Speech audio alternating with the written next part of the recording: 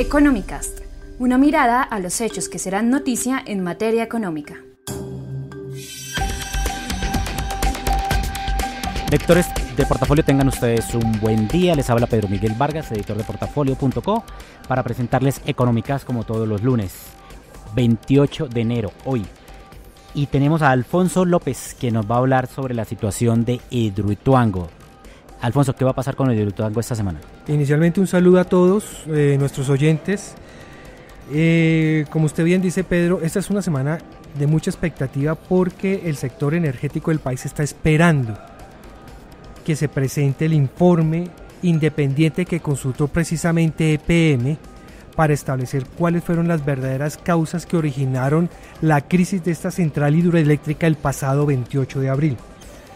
La firma es Excava Consulting, es una firma chilena, y lo que se está buscando es establecer lo que yo ya decía, por qué se presentó el cierre abrupto o ese derrumbe en uno de los túneles auxiliares que precipitó la emergencia. ¿Y qué cree usted que diga ese estudio, Alfonso?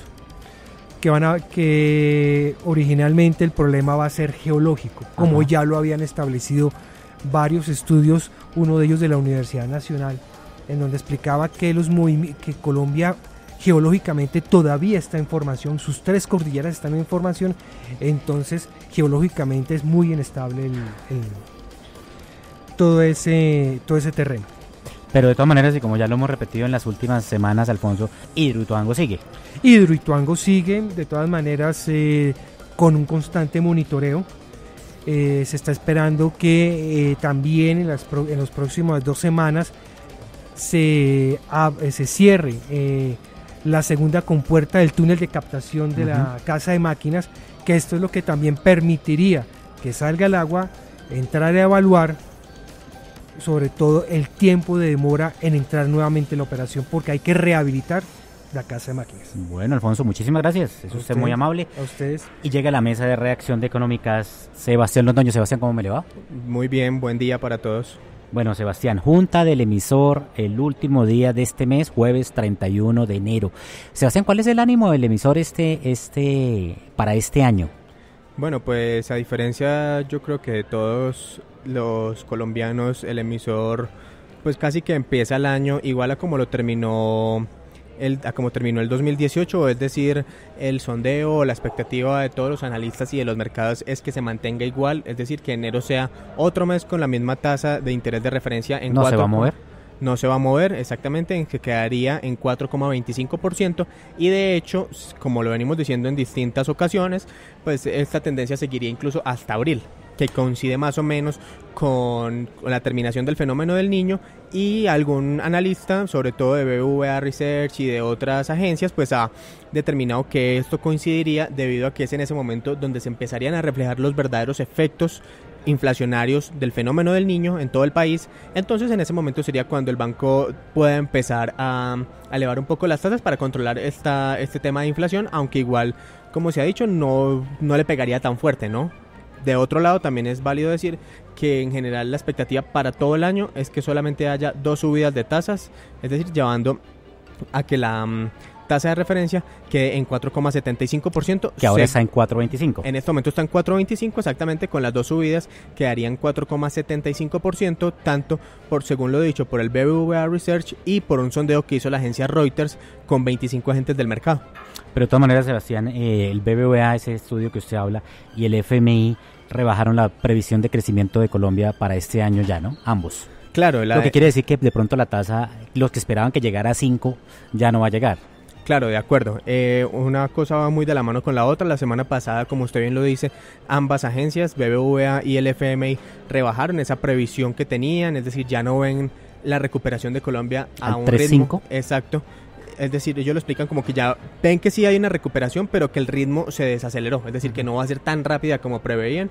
una parte de esto puede ser que también genere que el banco adelante la subida de las tasas, es decir, que ya no sea las 2 en el segundo semestre, sino una en el primer semestre y otra en el segundo, o que haya una tercera, que pues todos los factores... O de pronto hasta no, porque pues obviamente si la economía se desacelera un poco para lo que estaba previsto, pues obviamente las tasas no aumentan, pues para que el consumo, el ritmo económico siga, ¿no? También, esa es otra de las opciones, e incluso pues, es bastante lógica y también puede llevar a que finalmente no haya 2 subidas de tasas, sino solo una.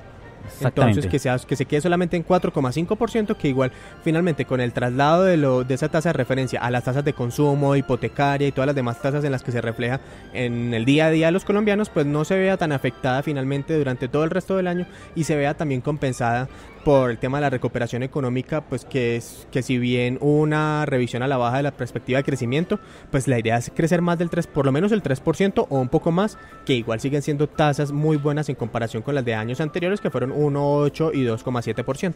De lo que se calcula, sí señor. Sebastián, muchas gracias. Bueno, feliz semana. Y ahora nos acompaña Luisa Gómez, que nos va a hablar sobre la tasa de usura que sale esta semana. ¿Cómo me le va, Luisa? Hola, Pedro. Bueno, Luisa, tasa de usura. Bueno, esta semana la Superintendencia Financiera va a certificar el interés bancario corriente, que es el que va a estar vigente para las modalidades de consumo y microcrédito. Pues, como usted sabe, ese cálculo desde hace algunos meses se hace mensual y antes se hacía cada trimestre. Entonces, pues para darle un dato, la tasa de usura de enero estaba en 28,74%. La tasa de usura es un poco más alta que el interés bancario corriente.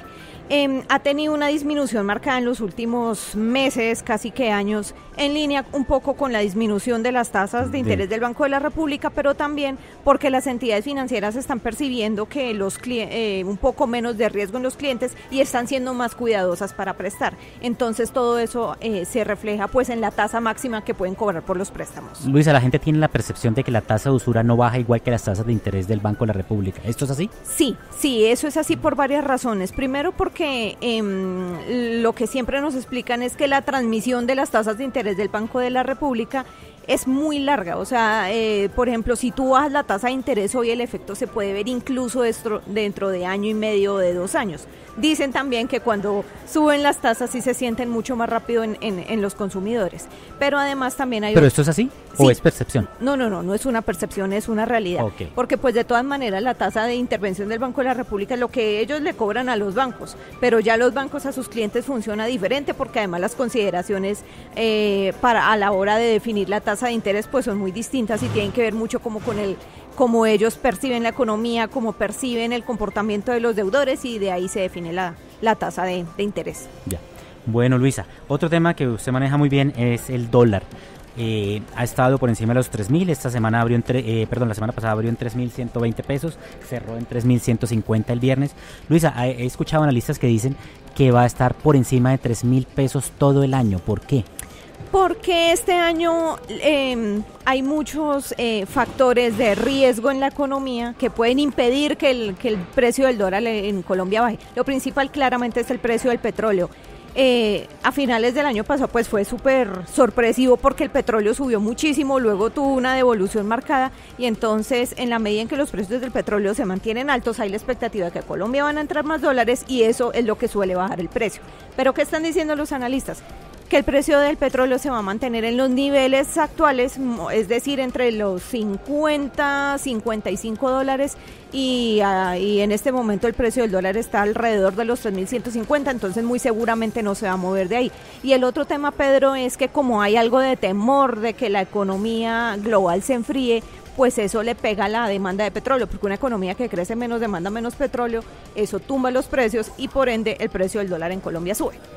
Bueno, entonces a buscar vacaciones en Colombia, ¿no? A buscar vacaciones en Colombia. Bueno, Luisa, muchas gracias.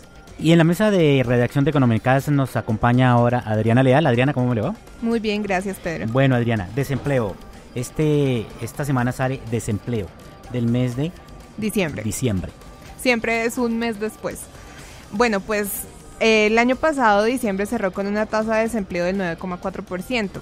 Y vimos que en noviembre fue el 8,8%. De pronto una subida a ese nivel respecto al año pasado sería un poco alta, así que probablemente no sea de esa magnitud, pero recordemos que como el empleo es estacional, lo más seguro es que sí estaría alrededor del 9%.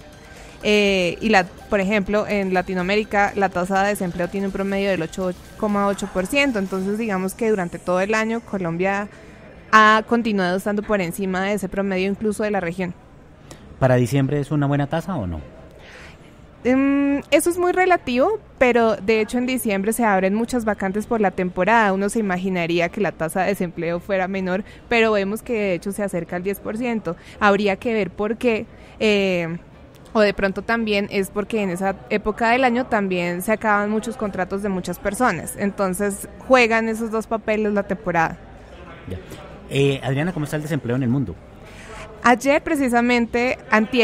La OIT sacó un informe del centenario de la entidad. Era un informe que estaban preparando desde hace un año y sacaron algunas cifras interesantes.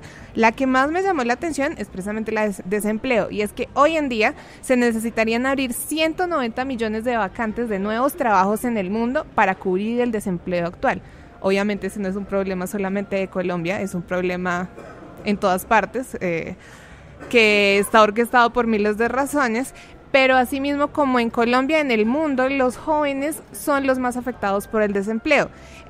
A esas cifras, el 64,8 millones de jóvenes están desempleados. Eso significa que el 34% de los jóvenes tiene problemas para encontrar trabajo, que es una de las políticas que no solo en Colombia se está tratando de impulsar por la cuestión de la experiencia y otras trabas que tienen los jóvenes para encontrar trabajo.